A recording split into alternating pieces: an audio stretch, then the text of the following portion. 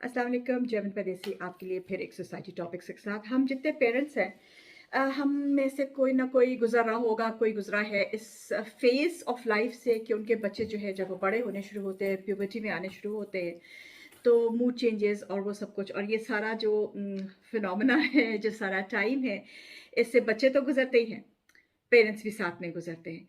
तो I was reading through some of the notes and puberty blues इसको एक book है 1970 में कैथी लेटर और गैब्रियल कैरी ने ये बुक लिखी थी और इसके बाद एक फिल्म इसके ऊपर बनी थी प्यूबर्टी ब्लूज़। आप जाके इसको गूगल कर सकते हैं। प्यूबर्टी होती क्या है?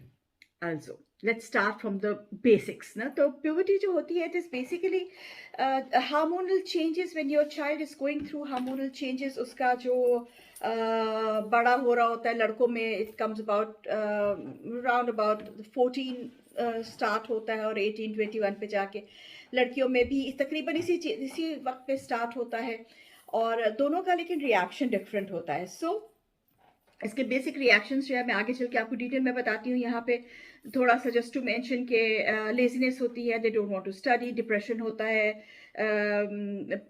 फिजिकल पेन्स होती है बिकॉज बच्चा ग्रो कर रहा होता है तो फिजिकल पेन होती है उसको, फिजिकली मेंटली बच्चा विड्रॉल कर जाता है और माँ बाप की हर बात बुरी लगती है वट एवर द से इज रॉन्ग। तो वो होता है, बिहेवियरल चेंज होता है, डिप्रेशन होता है। Depression, before I go further मैं ये एक बात यहाँ पे ज़रूर मेंशन करना चाहूँगी। डिप्रेशन जो है it is detected loud studies जो है उनके करने के बाद 2% डिप्रेशन होता है बच्चों को under the age of 10 normally. 5% depression होता है बच्चों को 10 to 15 ईयर्स की एज में और 8% जो है वो डिप्रेशन ओवरऑल होता है बच्चों को प्यूबर्टी टाइम में। लेकिन दोनों में कम या ज़्यादा भी हो सकता है ऑब्वियसली, जिस जैसे भी होता है। सो अभी थोड़ा सा इसको ब्रेक डाउन करते हैं।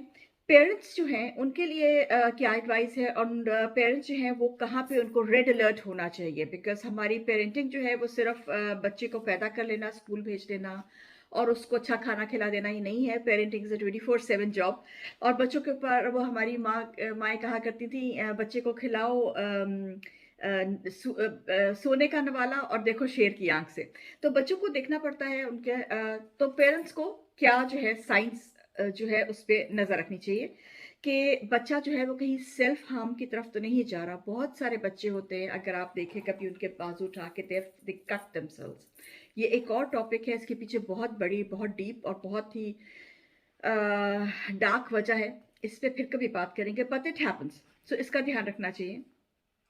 स्कूल अवॉइड करना शुरू कर देते हैं बच्चे, एकेडमिक डिक्लाइन होना शुरू हो जाता है बच्चों का, रिस्क टेकिंग बिहेवियर बच्चों का आना शुरू हो जाता है, परसिस्टेंटली वेग जो है ना वो फिजिकल कंप्लेंट्स उनकी आनी शुरू, वेग बट फिजिकल कंप्लेंट्स आनी शुरू हो जाती है।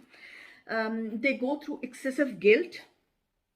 ये सारी बातें माँ बाप को ध्यान से देख बच्चों में ऑब्जर्व करनी चाहिए, इसको ना सही से आंखें खोल के बच्चे का बिहेवियर देखना चाहिए। अनएक्सप्लेन्ड क्राइंग, जिस तरह ये होता है ना वाइनरी, बच्चे के थोड़ी सी बात की रोना शुरू हो गया, जरा सी बात की गुस्सा चढ़ गया, कमरे में जाकर रोना शुरू हो गए। These are all these signs, ठीक है। This is a cry for help. Children feel misunderstood, हमेशा आपको तो मेरी बात समझ नहीं आती, you don't understand me, I'm not understood in this house. So these are all cry for help. These are all sign. Losing interest in the things they were formerly interested in. ये पहले जिन बातों में वो interested थे, जो games को video games हैं या बाहर जाने को फिजिकल एक्टिविटी है या घर में कोई भी एक्टिविटी है और बाद में एकदम से वो उसको एक्टिविटी को छोड़ दें। ऑल्सो साइन, पेरेंट्स के ऊपर क्लिंग करना शुरू कर देना इस डर से कि मेरे पेरेंट्स मर जाएंगे। It's a sign of depression and insecurity. Sleeping difficulties. Wait change एकदम से बच्चों का अगर होता है, ज़्यादा होता है या कम लूज होता है, दोनों सूरतों में। अनएक्सपेक्टेड फटीक होती है बच्चे को, वो कहता है आई एम फटीक्ड, मैं थका हुआ हूँ, मुझे सो रहा है बच्चा दिन रात। अनएक्सपेक्टेड स्लीप जो होती है उसको ध्यान से रखिए। कंसंट्रेटिंग या फोकसिंग में बच्चे को प्रॉब्लम होनी शुरू हो जाए, उस पर ध्यान रखिए। और ये सारे साइंस जो हैं माँ बाप को इग्नोर नहीं करने चाहिए, बहुत ध्यान से देखना चाहिए। Never ever dismiss your child when he come or she comes to you with a problem. दुनिया का आप कोई भी डील कर रहे हैं, $100 million की डील इज नॉट इम्पॉर्टेंट, उसको साइड पे कर दीजिए and listen to your children. यहाँ पे बहुत सारे cases I am sure Pakistan में भी होते होंगे, क्योंकि लेकिन मैं खबरें ज़्यादा यहाँ की टेंस देखती रहती हूँ, तो बहुत सारे केसेस स्कूल्स में ऐसे हुए हैं कि बच्चों ने अपने आप को, बच्चे ने हैंग कर लिया, किसी ने जहर खा लिया, किसी ने क्या हो गया, और इन डिफेक्ट जब पता चला तो ये कि माँ बाप ने बाद में रियलाइज किया कि ओहो, वो तो मेरे पास आके ये बोल रहा था और मुझे ये साइंस दे रहा था, लेकिन मैंने उसको सुना ही नहीं. आई थॉट क्या बच्चा है ना, ठीक हो जाएगा. लेकिन स्कूल बुलिंग जो है वो बहुत एक इम्पॉर्टेंट चीज़ है और होती है, और बच्चे उससे गुजरते हैं, and that can add to, ये कहते हैं ना, दिस इज अ टिप, वो उस पर क्रीम आ जाती है सारे उसके ऊपर ना, कि इतना सब कुछ बच्चा ऑलरेडी गुजर रहा होता है इन सारे इमोशनल फीलिंग्स से, और उसके ऊपर बुलिंग अगर आ जाए तो वो और भी खराब कर जाता है. तो leave everything and listen to your child कि उसको डिप्रेशन क्यों है. अब जैसे डिप्रेशन, जैसे मैंने पहले कहा था, ये लड़कियों में जो होता है वो ये है कि जो एस्ट्रोजेंस हैं वो जो है वो फीमेल हार्मोन्स जो है वो they are link to depression. ठीक है, वो जब एस्ट्रोजेंस जब बढ़ने शुरू होते हैं, जब डेवलपमेंट, बॉडी डेवलपमेंट शुरू होती है, तो दे लीड टू डिप्रेशन. लड़कों में भी एग्जैक्टली ही है, लेकिन लड़कों का जो हार्मोन है दैट इज कॉल्ड टेस्टोरोन. और टेस्टोरोन जो है वो जब इंक्रीज होता है प्यूबर्टी में, वो जल्दी बनना शुरू जब होता है, तो बच्चे जो हैं वो उसकी वजह से एग्रेसिव होते हैं, उसकी वजह से बच्चे डिप्रेसिव होते हैं. दोनों चीज़ें होती है, बच्चे एग्रेसिव भी हो जाते हैं और डिप्रेशन भी हो जाते हैं. लड़के आपने अक्सर देखा होगा प्यूबर्टी टाइम में दे आर टोटली एग्रेसिव, कोई ज़रा सी बात करो तो एग्रेशन में आ जाते हैं, and they are very much depressed. ये दोनों चीज़ें इस वजह से होती हैं. It's a normal bodily reaction, growing up reaction. तो इसमें कोई बात खराब नहीं है, but you have to be you know a parent should know कि मैंने इसको डील कैसे करना है. This is very important. दोनों में होता है प्यूबर्टी जो होती है उसमें they are early developers and they are late developers, और इन दोनों में डिप्रेशन ज़्यादा होता है. अगर नॉर्मल डेवलप कर रहा है child, starts coming into puberty at about the age of 12 to 21 होता है प्यूबर्टी का टाइम. लेकिन अगर बच्चा 10 ईयर्स से ही प्यूबर्टी में जाना शुरू हो गया है, तो it is very much possible कि वो डिप्रेशन का शिकार होगा. या अगर वो जो है वो लेट प्यूबर्टी में जा रहा है, तो भी उसको डिप्रेशन का शिकार वो हो सकता है. इसके अलावा ऑफ कोर्स डिप्रेशन के जो रीजंस हैं, ये ज़रूरी नहीं कि प्यूबर्टी के साथ ही आए. ऑफ कोर्स इसमें लाइफ इवेंट्स भी होते हैं, रिलेशनशिप्स होते हैं, फैमिली रिलेशनशिप्स होते हैं, पेरेंटल रिलेशनशिप्स होते हैं, सोशल फंक्शनिंग आपकी जो है वो कैसी है, सोशल स्टैंडिंग आपकी कैसी है, पेरेंट्स आपके कैसे एक दूसरे के साथ उनका रिलेशनशिप कैसा है, स्कूल में आपको बुलिंग हो रही है कि नहीं, स्कूल में आपका रिलेशनशिप कैसा है. So these factors also contribute in developing puberty में जो बच्चा, क्योंकि बच्चे का दिमाग और बॉडी दोनों ग्रो कर रहे होते हैं, तो उसके लिए ऑलरेडी बहुत स्ट्रेस होता है. The body is under a lot of stress, the mind is under a lot of stress. तो बच्चे को इस वक्त माँ बाप की बहुत ज़रूरत होती है. So now we come to the point कि हम बच्चे को हेल्प कैसे करें. सबसे पहला पॉइंट तो मैंने आपको बता दिया, बी अलर्ट. ठीक है, be alert to their behaviour. उनका बिहेवियर को केयरफुली जो है ना उसको मॉनिटर करें.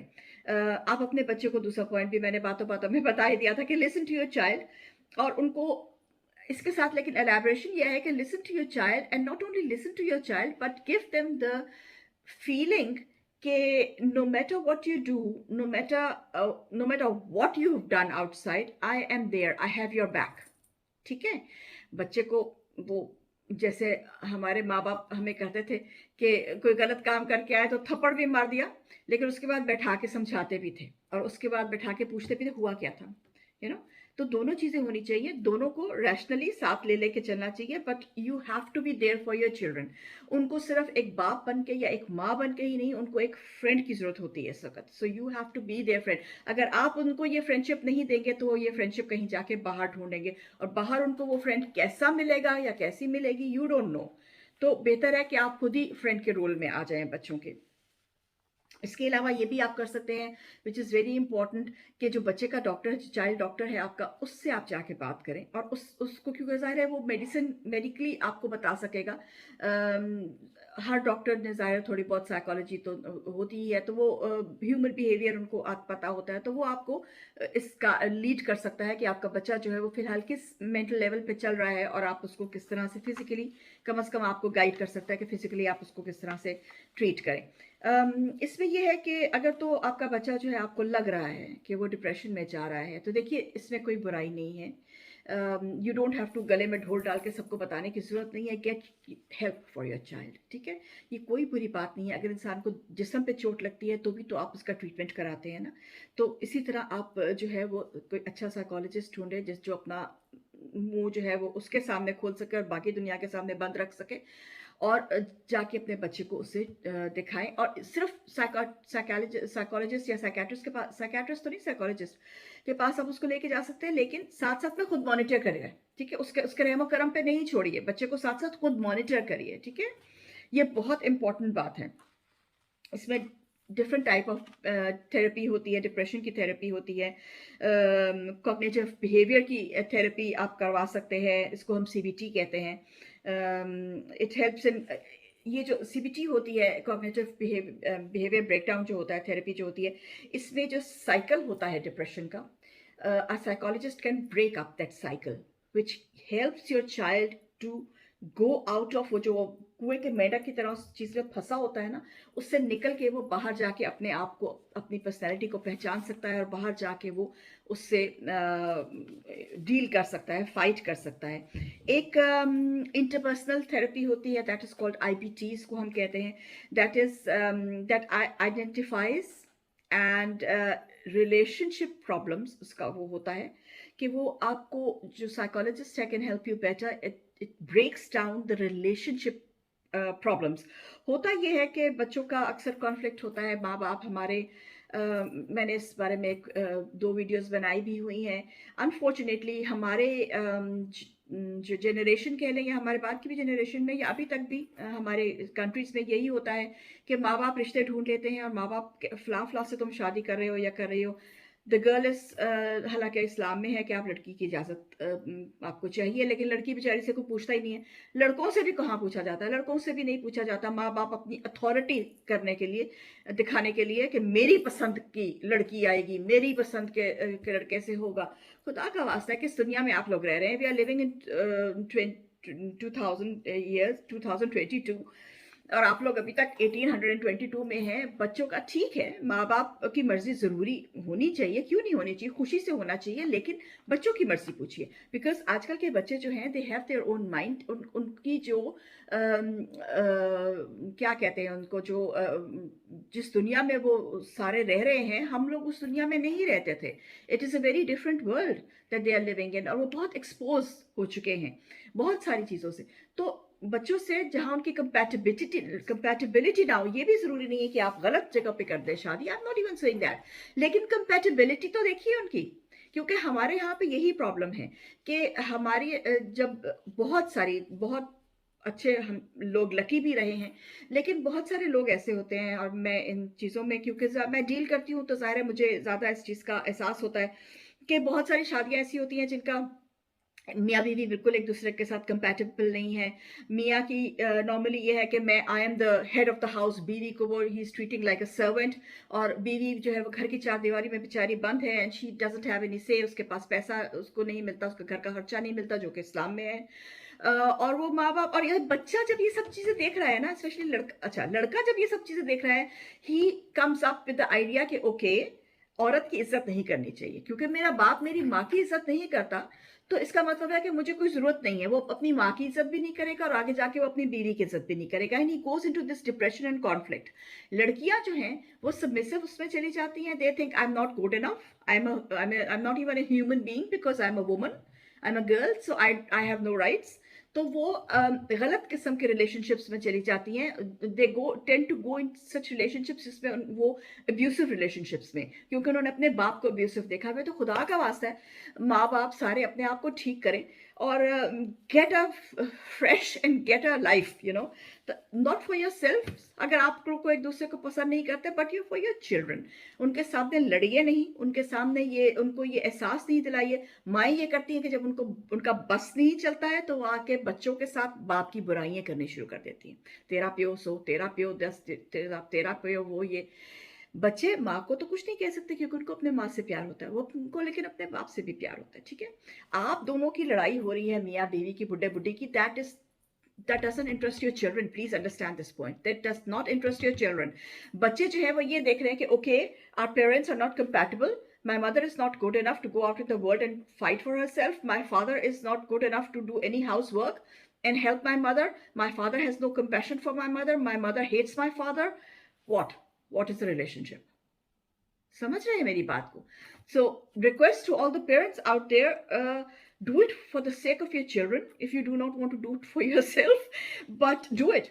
और ये प्यूबर्टी जो होती है, प्यूबर्टी ब्लूज जो आते हैं आपके बच्चों को, ये ज़्यादातर घर की उसमें आते हैं. This is called ITP, international, this is interpersonal therapy होती है, रिलेशनशिप थेरेपी होती है, बिहेवियर ब्रेकडाउन थेरेपी होती है. और ये बहुत सारी वजह इस वजह से आती है क्योंकि माँ बाप जो हैं उनको अब वो अपनी ही प्रॉब्लम्स में घुरे हुए हैं, and they don't have time to sit down and solve the problems of their children.